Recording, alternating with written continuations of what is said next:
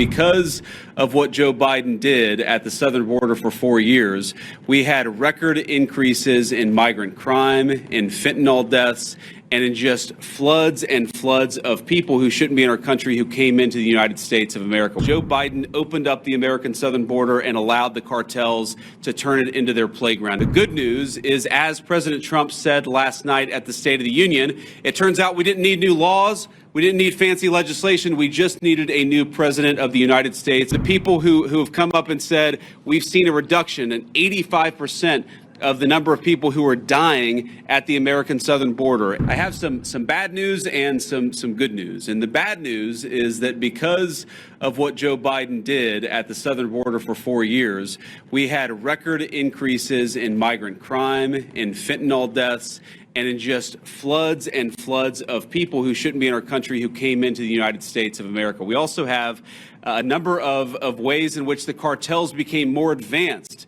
better warfighters, because Joe Biden opened up the American southern border and allowed the cartels to turn it into their playground. Now, that's the bad news. The good news is, as President Trump said last night at the State of the Union, it turns out we didn't need new laws. We didn't need fancy legislation. We just needed a new president of the United States, and thank God that's exactly what we have. And I will say that the most heartening message that I take away from my visit here at the Texas border is the number of Border Patrol agents who have come up to me and said thank you, or said because of this, we've cut the number of border crossings from 1,500 a day to 30 a day. Or the people who have come up and said we've seen a reduction in 85% of the number of people who are dying at the American southern border. And every single day that we continue to keep this border safe, that means less migrant crime, that means less fentanyl coming into our communities, that means more safety and security for the people of the United States of America. And of course, we know the border problem, the border crisis under Biden's administration was a national crisis, but it acutely affected the communities right here. And I've already heard heartbreaking stories of people who are still picking up the pieces, local mayors who are still dealing with the budgetary consequences of what the Joe Biden administration allowed to happen at the American southern border. And that, too, is something that President Trump is going to help address, help fix, and help solve. Now, I wanted to bring Secretary Hegseth and Director Gabbard at DNI down here because, one, I obviously enjoy their company, and it's good to have them down here with me looking around today. But unfortunately, we know that because of what's happened, the border crisis has become a matter of national intelligence, and it's also become something that requires the Department of Defense to engage with. I was talking with Paul Perez earlier. The drone technology that the cartels are using requires, unfortunately, a military response and military support. So it was important for Secretary Hegseth to see what's going on, because we know that the millions and millions of people who were let in over the last 4 years, many of them are connected to foreign terrorists. It's important for our leaders. Requires, unfortunately, a military response and military support. So it was important for Secretary Hegseth to see what's going on, because we know that the millions and millions of people who were let in over the last 4 years, many of them are connected to foreign terrorists. It's important for our leader of national intelligence to get a sense of what's here on the ground. So before we take questions from the press, and all of us are willing to take questions, I want to give Secretary Hegseth and then Director Gabbard an opportunity to say a few words themselves. Mr. Secretary. Well, Mr. Vice President, thank you very much for inviting us. It's great to be here with you, with the director, with our fellow friends in civilian clothes and in other shades of green. This is a demonstration of a true partnership on the southern border. As President Trump has made clear on the campaign trail and from day one and last night, border security is national security. And from the Defense Department, we've watched for a couple of decades other people's borders being secured while ours was open for an invasion of drugs and of violence and of chaos for American communities. That stops under President Trump. And the Defense Department has assets that we can bring to bear, not just troops, not just surveillance, not just equipment, but actual planning and capabilities that enhance what Border Patrol is already doing, which is why it's been incredible to hear from our partners about what we've been able to allow them to do, facilitate them, and we've seen it in the numbers. 98% drop in crossings on the southern border. We're not yet at 100% operational control, but we are on our way because that is the mandate that the president has given us. So more resources are coming to this border. We are dedicated to securing it. That's the reason for our trip and our partnership. And I want to thank all the men and women who've been doing it recently in uniform, who have been doing it a long time right here, have dedicated their lives to securing the American people. And at the Defense Department, we are committed to continuing to being a big part of it. So, Mr. Vice President, thanks for having us. Absolutely, man. Appreciate Thank you. Great. Now, Director of National Intelligence, Tulsi Gabbard. Tulsi. Thank you, Mr. Vice President, for your leadership in bringing the country's attention to what has been happening here at the border and the significant change that has already occurred under the short time that President Trump has been in office. Really, what you're seeing here today and what you'll continue to see is a unified effort across President Trump's national security team, the Department of Homeland Security, towards our mission, which is to ensure a safe, free, and prosperous society for Americans. As Director of National Intelligence, there are a number of areas where we are focused. The President talked about in his speech, over 21 million people have come across our borders illegally under Joe Biden's administration. There are many of them that we don't know who they are. They have not been vetted. We don't know where they are. I'll give you one quick example of one of the problems that we are getting after. From Central Asia, there were over 4,000 people who came across our borders using an ISIS-affiliated network. Our National Counterterrorism Center went through and identified those individuals. There were hundreds of them who were either known terrorists or associated with known terrorists. That information was provided to the Biden administration. You may remember in some of the news, a little over 100 of those people were arrested in 2024.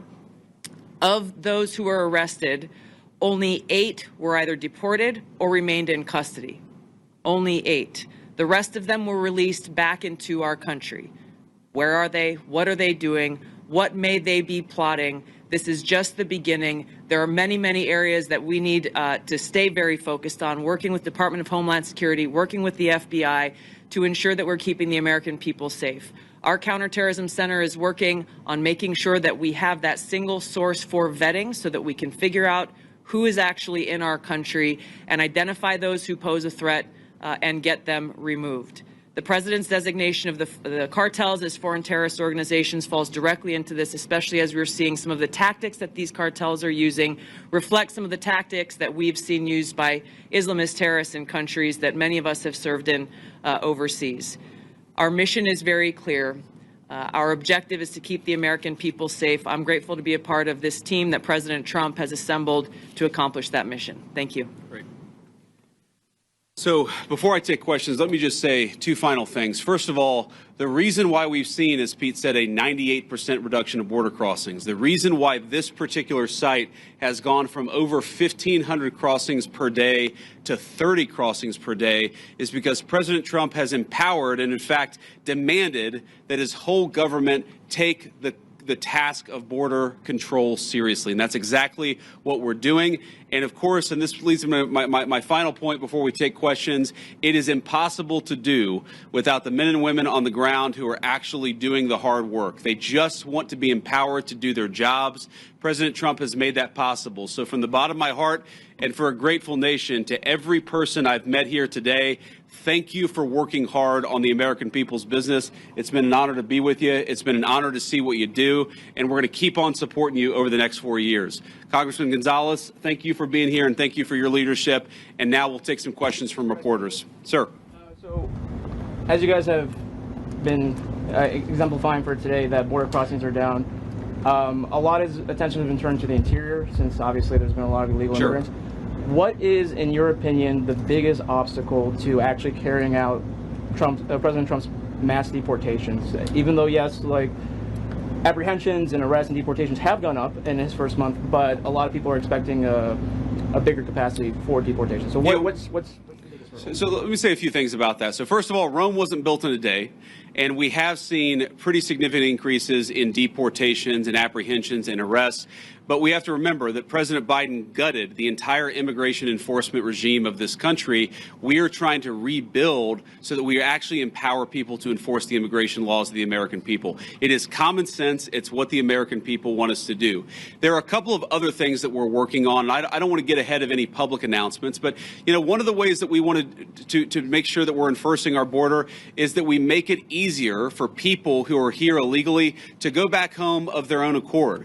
We don't want to have to go around and arrest every person, but we will enforce the American people's immigration laws. If you're here illegally, the message from our administration is you should go back home, and if you want to come to the United States, apply through the proper channels. That's an important thing that we're doing. And the final thing is this costs money. One of the most important parts of the president's reconciliation priorities is, of course, tax reform on the one hand, and on the other hand, making sure that we get proper resources so that we can pay for the flights, and we can pay for the detention centers, and we can pay for all the components necessary to ensure that we're re-migrating illegal immigrants back to their country of origin. I guarantee it is a part of the president's priorities. We'll keep on working on it. We've made a lot of progress, but we're going to keep on working on it over the remainder of the president's term. Yeah, go ahead. Mr. Vice President, I want to ask you about border wall and tariffs. But first on the border wall, how do you and the president... Could you say your outlet, by the way, when you guys ask questions? Yeah, Reagan Reese, Daily Caller. Thank you. How do you and the president define success this term with the border wall, and how much of the southern border wall needs to be walled off before Trump leaves office? Well, look, I think the president's hope is that by the end of the term, we build the entire border wall. And of course, that's the physical structure of the border wall itself. But we even heard today, there are so many good technological tools, so many great artificial intelligence enabled technologies that allow us, for example, a camera, not a person, but a camera picks up somebody 2 miles away who's about to come across the southern border. Maybe it's livestock, right? Maybe it's a critter in the desert. Maybe it's a human being with a weapon on their back. We're using artificial intelligence to make us better at the job of border enforcement, but we've got to make sure that technology is deployed across the entire American southern border. We're going to do it as much as we can, as broadly as we can, because that's how we're going to protect the American people's security. Yeah, go ahead. Last time they were paused because they deployed 10,000 troops to the border. What can they do this time to make the tariffs go away? Well, what the president has said is we need a sustained commitment from the government of Mexico to take the job of border security seriously. Fentanyl is the single largest cause of death among young Americans, and we know that a substantial portion of it is, the precursors are made in China. They come to Mexico, they're manufactured in Mexico and brought across the border by the Mexican drug cartels. We want to see fewer Americans dying of these terrible fentanyl overdoses when we're going to apply as much leverage as possible to the Mexican government as possible. In some ways, look, the president obviously cares deeply about the American people. He serves the American people first. I actually think he's doing a huge favor to the people of Mexico, because if they don't get control of these cartels, the people of Mexico are going to wake up in a narco state where the cartels have more power than their own government. President Trump is trying to help. The Mexican government needs to take this issue of immigration enforcement seriously. In the back, yeah. Mr. Vice President, Ali Bradley, News Nation. So since the designation of the cartels as terrorists, does that give the United States the green light to go into Mexico and to strike them there? I mean, right now, obviously, they've struck in the Houthis in Yemen. So why not, when we've seen cross-border violence, go after them in Mexico? And then my second question is about a designation. I'll follow up on these. Go ahead and ask the second question. Why isn't the Juarez/La Línea cartel designated when it's in one of the most deadliest places on the planet? Juarez has been designated as one of the deadliest cities. It's right across from El Paso. We've talked to community leaders. They say, we know Juarez cartel's operating in the U.S., and so are their affiliates. We don't even want to talk about it out loud, though, because then we'll put a target on our back.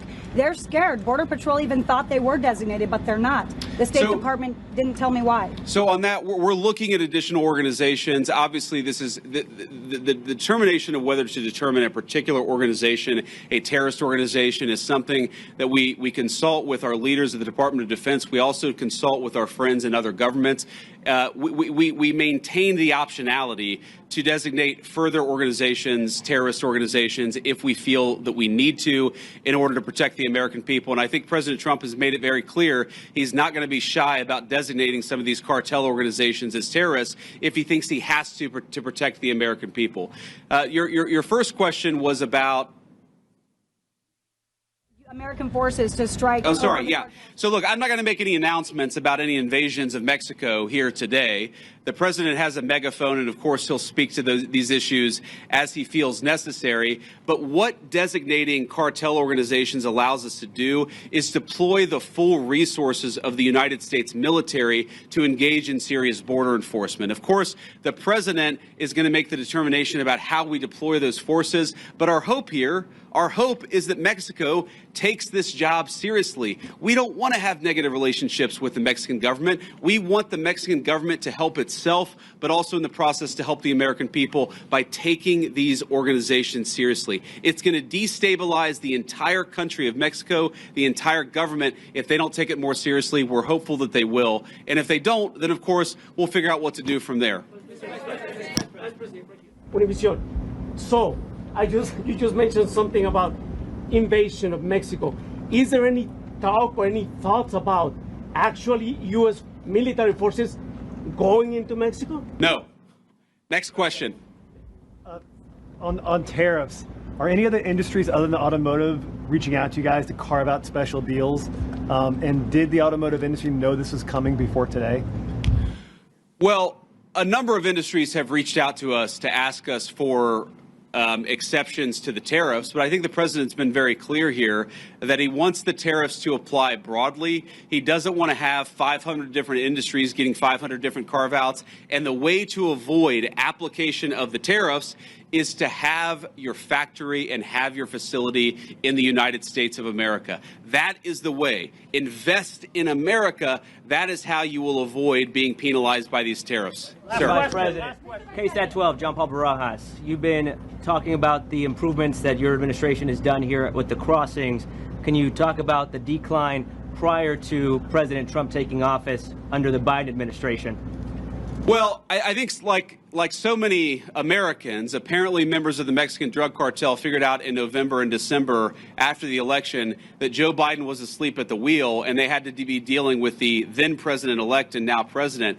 If you look at what drove the declines before the inauguration, people will tell you they knew that Donald Trump was coming back into office. They knew he was going to take border enforcement seriously. And so they were already getting ahead of actually cutting down those illegal crossing numbers. We saw that from the Mexican government, of course, because we were threatening some economic sanctions against them. But we also saw it from the cartels themselves. And even today, because, of course, it doesn't, it takes a little time to get from the deepest parts of Central America to the American southern border. What we often find is that there are massive numbers of illegal immigrants who have already started to make the trek and have decided, you know what, because Donald Trump's president, we're going to go back home. We heard today about a Honduran group of migrants who decided they're just going to go back home because they recognize that under Donald Trump's leadership, we take border enforcement seriously. Thank you all. Take care.